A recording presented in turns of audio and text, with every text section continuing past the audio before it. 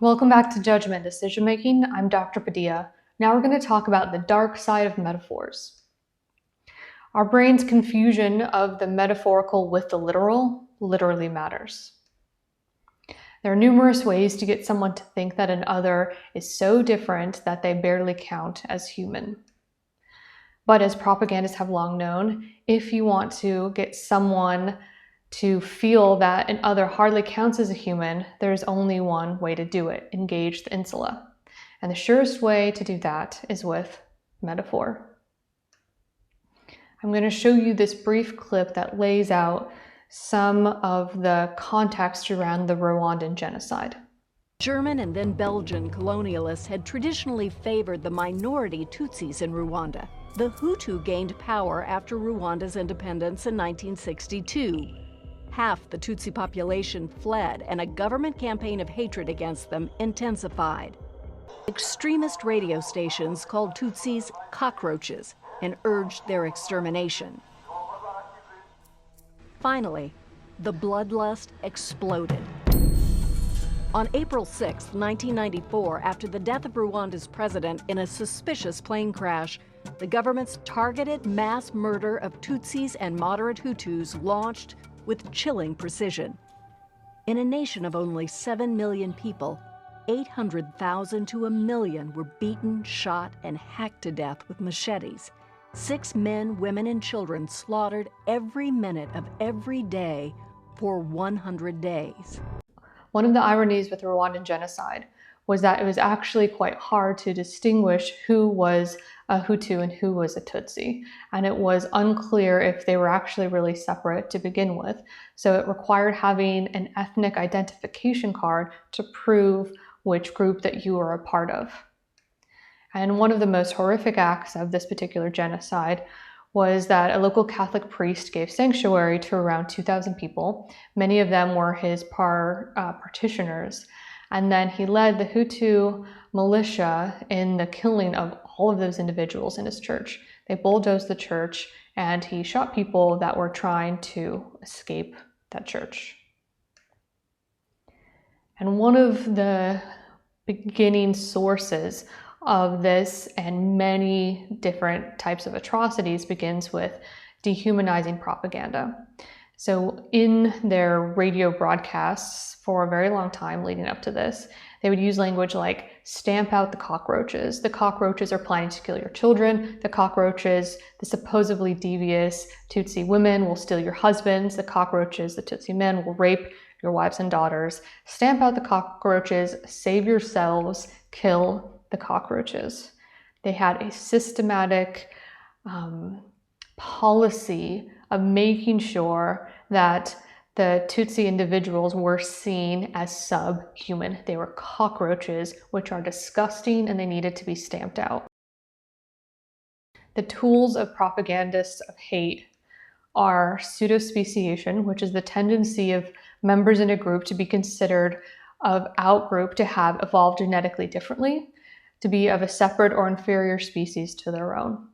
Essentially, it's the concept that they are genetically different to us and they are inferior to us. Think, all of the propaganda associated with the Nazis, where they were a supreme race and they had to eradicate other races in order for the human species to evolve. That's this concept of pseudospeciation.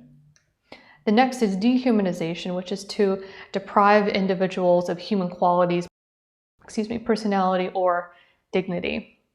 And this happens, both in overt and subtle ways. Some of the ones that you've seen historically is calling others disgusting, rodents, a cancer, as a transitional species, meaning they have not yet evolved to our state. Calling them smelly, just generally thinking of them as shit. And the goal here is to get the insula activated of your followers, and you want them to confuse the literal with the metaphorical, which happens when you have extreme activation of the insula. And then you're 99% of the way there to what? To genocide and extreme atrocities. And I'll note that this type of pseudospeciation, dehumanization, isn't something that happens historically. There's areas of the internet that are filled with images like this that are racist, that are involve pseudospeciation, dehumanization. And I think it's important to call this out. And I think it was most notable for me with Michelle Obama because it was a sort of a direct assault on her, having direct comparisons to apes, to non-human creatures. And it was this whole attempt to delegitimize her as the First Lady, which isn't, a position that she even ran for. But the point is that they were trying to make the case that she was not human. She hadn't evolved yet. She was ape-like, so she didn't deserve the privilege of being the First Lady, and you need a First Lady who is of an evolved species. And this is some of the most heinous versions of pseudospeciation that I've seen in recent years. Now, I want to point out that more subtle versions of this matters as well. Language always matters. The way that you refer to other groups can make people believe that others are different, are disgusting, are nasty. And that attempt in language is activating the insula. So it's making people begin to slowly confuse the metaphorical with the literal. All of these ways that language is used in the public sphere absolutely matters. Okay, and I'd also like to point out that this happens on both sides of the aisle. So I'm going to show this short video clip of Hillary Clinton, and I'd like you to pay attention to the language that she's using and the metaphors that she's using.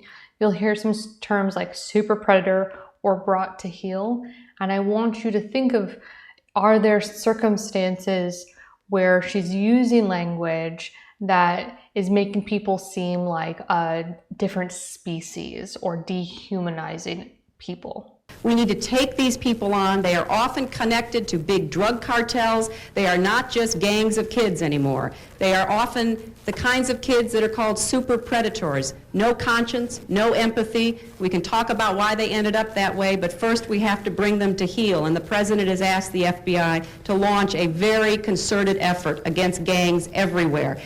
So as you heard, there's ways that she's using these metaphorical associations to suggest that these are a different group. They are an us, or they are a them, not us. Therefore, we need to bring them to heel, meaning we have to force them to obey us because we know what's right and we are superior in some way. But there is some hope. Nelson Mandela is, one of the shining stars in terms of reconciliation. And what he was able to do is to systematically find ways to respect other individuals' sacred values. So we have metaphorical negative associations, but we also have positive associations. So if you can identify what another group finds sacred and begin to understand why they find it sacred, you are starting to understand them as a people. And eventually you want to understand humans and individuals and make connections there. So what Mandela was able to do is he learned Afrikaans, and this Afrikaans leader was impressed by his warm, charitable familiarity with the Afrikaans culture. In one quote, he says, Mandela wins over everyone who meets him. And he was even able to persuade this individual to call off the armed insurrection and instead run for political office to engage in the political democratic system that they were developing. And one great example of this is his interest in learning about rugby. Historically, Black South Africans didn't like rugby because it was the sport of the oppressors. But by identifying that this was a sacred value that these individuals have, Nelson Mandela really tried to go there in terms of making a connection by connecting with these sacred values to try to find a way to narrow the gap between us's and them's. Okay, summary here. Our brain's confusion of the metaphorical with the literal literally matters. Pseudospeciation and dehumanization are the building blocks of atrocities. And our confusion of the literal and the metaphorical, our granting of these life-threatening sanctity to certain symbols can be used to bring about our best behaviors in addition to our worst behaviors.